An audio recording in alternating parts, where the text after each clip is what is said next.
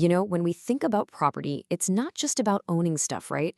It's really about power. The power to use it, to keep people away from it, and to give it away. But what happens when that power tries to reach out from beyond the grave, controlling people and property long after the owner is gone? Let's dive into the strange and fascinating world of the will with strings attached. So imagine this happens to you. You inherit a beautiful house, it's yours, but then you read the fine print in the will and it says you can never, ever sell it. Can they actually do that? You own it, but do you really own it?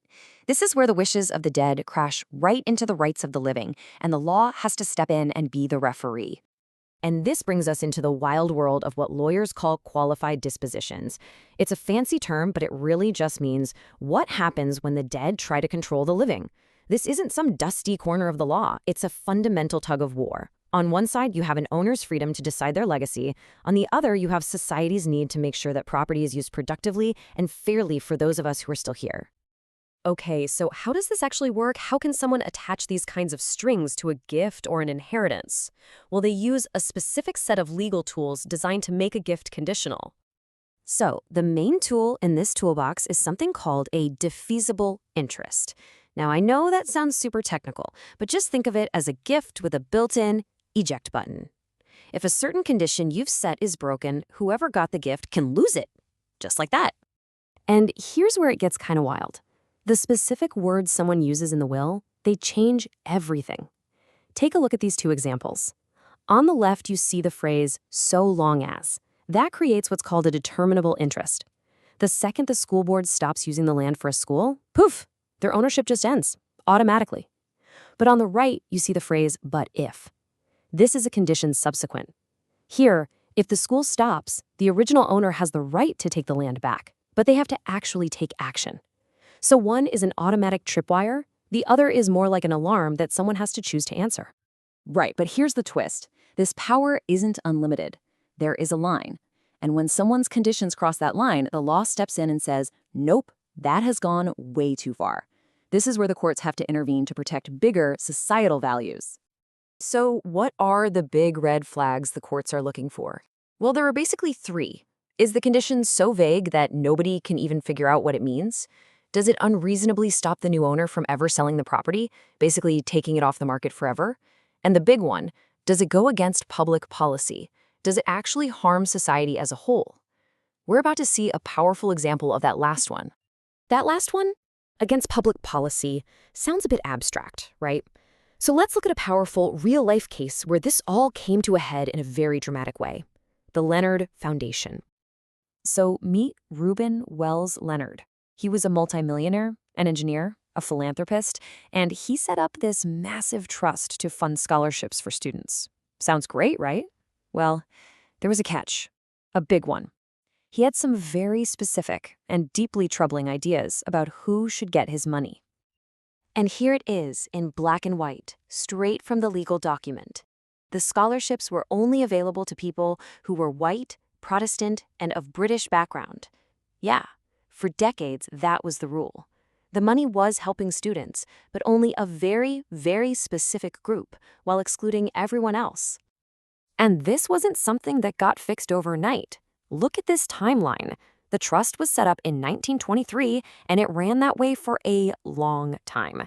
But as the decades went on, society's values began to change. What was once just accepted started to feel really, really wrong. The pressure started to build until finally in the 1980s, the official legal challenge began. And when the court finally ruled, it was a huge deal. They basically said, look, a private wish from the past cannot override the public good of the present. The public policy against discrimination was just more important than one man's freedom to discriminate. The court didn't scrap the whole trust, but they did something crucial. They cut out the discriminatory strings, allowing the foundation to continue its good work, but for everyone. All right, so if public policy is a major hurdle, now we come to what I like to call the final boss of property law. It's a concept that makes law students everywhere break into a cold sweat, the rule against perpetuities. It sounds terrifying, but its purpose is actually pretty straightforward. Don't worry about the crazy name. Its whole job is to be the ultimate weapon against dead hand control. The idea is to stop someone's will from creating a chain of conditions that could lock up a piece of property for like centuries after they're gone. The law wants property to be useful for the living, not stuck in a dusty legal box by the long dead. Okay, the actual rule is famously complicated, but let's try a simple version. Step 1. You find a person who's alive when the gift is made. We'll call them the measuring life. Step 2. Whatever is going to happen with that property, it has to be completely 100% settled and finalized within 21 years of that person's death. And step 3, this is the killer part. If there is any possible, far-fetched, 1 in a million scenario where it might not be finalized in time, the whole condition is void, right from the start, no second chances. The law demands absolute certainty. So, we've been talking about some pretty old legal ideas and cases from decades ago. But why does any of this dead hand control stuff still matter to us today? Well, because that same tug of war is happening all the time. On one side, you've got the very human desire for an owner to control their legacy and their assets. But on the other, you have the public's interest in things like fairness, making sure property is actually being used efficiently, and upholding fundamental values like anti-discrimination. The law is always trying to strike that balance. So what's the bottom line here? Let's break it down. First, yes, you can attach strings to a gift, but there are definitely limits. Second, the law will step in if those strings are just too vague, or more importantly, if they harm the public. And as we saw with the Leonard case, courts today will choose equality over a donor's discriminatory wishes. And finally, thanks to things like the rule against perpetuities, that dead hand can't hold on forever.